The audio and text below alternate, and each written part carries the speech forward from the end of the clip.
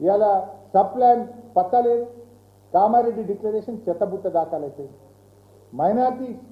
Minority भाइयों को 5,000 crore budget देते बोले 5,000 नहीं 1,000 भी नहीं दे रहा युवा जवान लोगों को रोजगारी के लिए 1,000 करोड़ देते बोला वो भी 1 रुपया नहीं दिया इमाम मौजूम साहब का तनख्वाह बढ़ाते बोले वो भी 1 रुपया नहीं दिया कुछ नहीं दिया बार बार पीआरएस पार्टी ने पीछे पड़े तो कल नहीं परसों जुबली के इलेक्शन के वजह से आप अजहरुद्दीन को मिनिस्टर दिए वो भी नहीं दे रहा था तू 2 साल में माइनॉरिटी को मिनिस्टर भी नहीं दिया एससी को धोखा माइनॉरिटी को धोखा बीसी को धोखा एसटी को धोखा सबको धोखा दिया रेवंत रेड्डी सरकार शादी मुबारक में 1 तोला सोना देते बोले 1,60,000 देते बोले वो चेक भी नहीं मिल रहा अब बच्ची पैदा होने के बाद चेक मिल रहा आजकल ఆటో డ్రైవర్లకు 179 మంది చనిపోయారు 12,000 ఇస్తామని మేనిఫెస్టోలో పెట్టారు ఇవాళ ఈ రోజుకు ఒక్క ఆటో డ్రైవర్కి కూడా సహాయం అందించక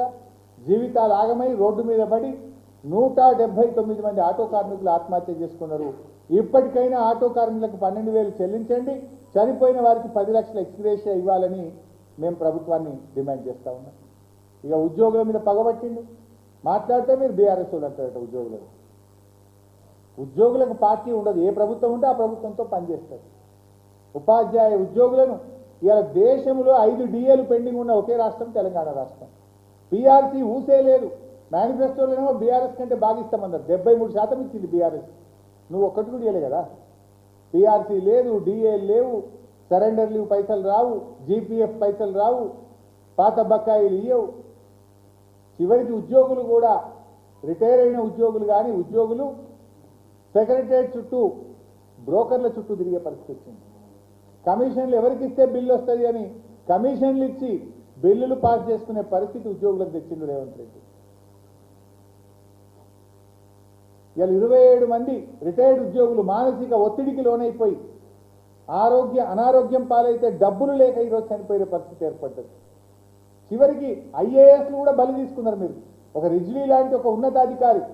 మంత్రికి ముఖ్యమంత్రికి ఉన్న మధ్య భేదాభిప్రాయాలు పంపకాల్లో తేడా టెండర్లలో తేడా వస్తే చివరికి ఒక ఆనెస్ట్ ఆఫీసర్ రిజ్వీ లాంటి ఒక మంచి అధికారి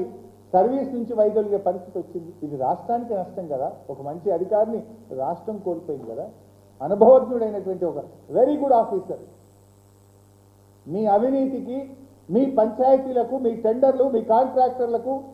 చివరికి ఒక ఐఏఎస్ అధికారిని కూడా బలి తీసుకున్నారు మీరు అరే హోంగార్డులను కూడా మోసం చేస్తుంది జర్నలిస్టులను మోసం చేస్తుంది 2 సంవత్సరాల్లో జర్నలిస్టులకు మీరు చేసింది ఒక్కటి చెప్పండి కేసీఆర్ గారు కట్టించిన బిల్డింగ్లో పోయి కూర్చుంటుండు ఆయన పొంగులేటి శ్రీనివాస్ రెడ్డి అదేం భవనం మన మీడియా అకాడమీ అద్భుతమైన భవన్ కేసీఆర్ గారు కట్టిస్తే అలా పోయి కూర్చున్నారు అబ్బాయి ఎంత మంచి కట్టిండో అన్నాడట ఆఫ్ ద రికార్డు కేసీఆర్ గారు ఇచ్చిన ఆ 100 కోట్లు ఏదైతే జర్నలిస్ట్ ఫండ్ ఉందో గా పైసల నుంచే ఇప్పుడు ఏదైనా జర్నలిస్టులకు జరుగుతుంది తప్ప రేవంత్ రెడ్డి గారు వచ్చినాక కనీసం అక్రిడేషన్ కార్డు ఇవ్వలే 2 ఏళ్ళ సిగ్గులేదు బాధపడాలి ఒక్క అక్రిడేషన్ కార్డు ఇచ్చినావా 2 ఏళ్ళలో నీ గవర్నమెంట్లో ₹1 జర్నలిస్టులకు ఇచ్చినావా ఒక్క ప్లాట్ ఇచ్చినావా జర్నలిస్టులకు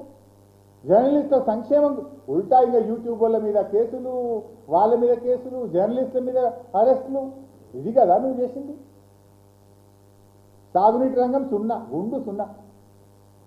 మాట్లాడితే కేసీఆర్ గారిను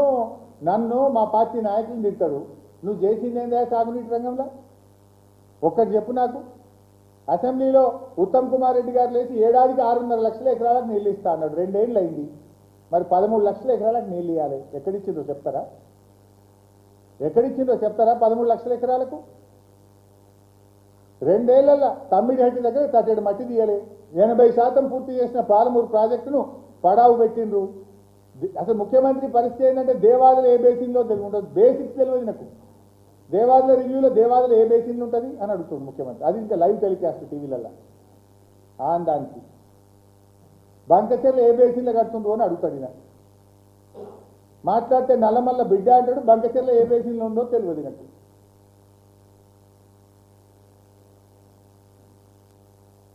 అసలు 2 ఏళ్ల రేవంత్ పాలనలో ఏం జరిగింది ఇరిగేషన్లో చెరువులు దిగ్గొడుతుండ్రు, చెక్ డ్యాంలు వేల్చేస్తున్నారు. అదేంది వట్టెం పంప్ హౌస్ మునిగిపోయింది, పెద్దవా గొట్టుకపోయింది, SLBC టనల్